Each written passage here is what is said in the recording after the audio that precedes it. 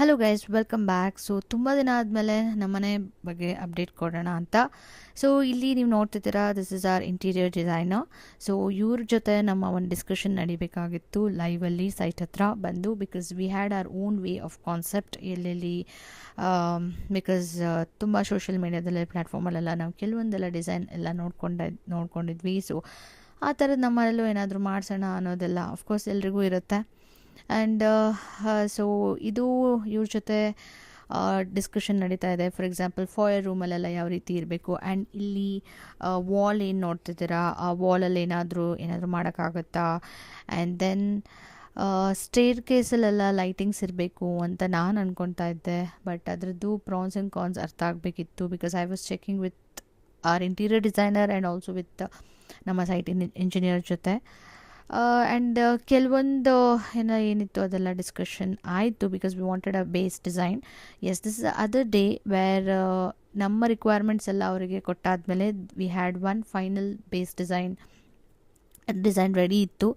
And ಇದು ಹೊರಗಡೆ ನನಗೆ ಕೆಲವು ಐಡಿಯಾಸ್ ಇತ್ತು. ಸೊ ಅದರಲ್ಲಿ ಸಿವಿಲ್ ವರ್ಕ್ ಎಲ್ಲ ಏನು ಬೇಕಾಗುತ್ತೆ ಅದ್ರದ್ದು ಅರ್ಥ ಮಾಡ್ಕೋಬೇಕಾಗಿತ್ತು. ಹಾಗಾಗಿ ಇದು ಒಂದು discussion among interior designer and the site engineer. So ನೀವು ನೋಡ್ತಿದ್ದೀರಾ, ಅಲ್ಲಿ ಆಲ್ರೆಡಿ ಡಿಸ್ಕಷನ್ಸ್ ನಡೀತಾ ಇದೆ. ಆ್ಯಂಡ್ ನಾನು ಲಾಸ್ಟ್ ಕ್ಲಿಪ್ಪಲ್ಲಿ ಹೇಳ್ದಂಗೆ ಅಲ್ಲಿ ವಾಲ್ ಇತ್ತು. ಸೊ ಡೇ ಒನ್ನಿಂದ ನಾವು ನಮ್ಮ ಇಂಜಿನಿಯರ್ ಜೊತೆಗೆ ನಮ್ಮ ಮನೆಯವರು ಮಾತಾಡ್ಕೊತಾ ಇದ್ವಿ, ಇಲ್ಲಿ ವಾಲ್ಗಿಂತ ಓಪನ್ ಸ್ಪೇಸ್ ಇಟ್ಟರೆ ತುಂಬ ಬೆಳಕು ಚೆನ್ನಾಗಿ ಕಾಣುತ್ತೆ and it makes more aesthetic ಅಂತ ಅಂದ್ಕೊತಾ ಇದ್ವಿ. ಆ್ಯಂಡ್ ಅದೂ ಫೈನಲ್ ಆಗಿ ಇಂಟೀರಿಯರ್ ಡಿಸೈನರ್ ಹತ್ರ ಹೋದಾಗ finally it came with one concept.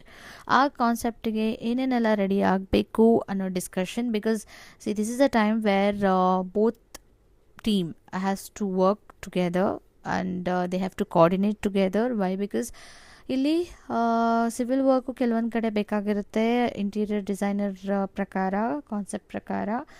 And ಎಲ್ಲಾದರೂ ಇವಾಗ ಇದು ಕಿಚನ್ ಬಂದು ಈ area which is one of my favourite area.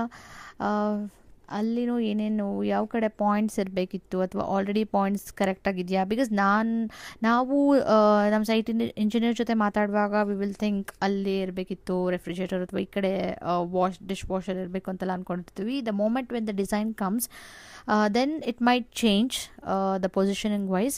So ಅಲ್ಲೆಲ್ಲ ವೈರಿಂಗ್ ಬಂದಿದೆಯಾ ಅಂತ ಎಲ್ಲ ಚೆಕ್ ಮಾಡಬೇಕು, ಬಿಕಾಸ್ ಬಿಫೋರ್ ಪ್ಲಾಸ್ಟ್ರಿಂಗ್ ಇದೆಲ್ಲ ವರ್ಕ್ ಆದರೆ ತುಂಬ ಚೆನ್ನಾಗಿರುತ್ತೆ. So that we can avoid the rework.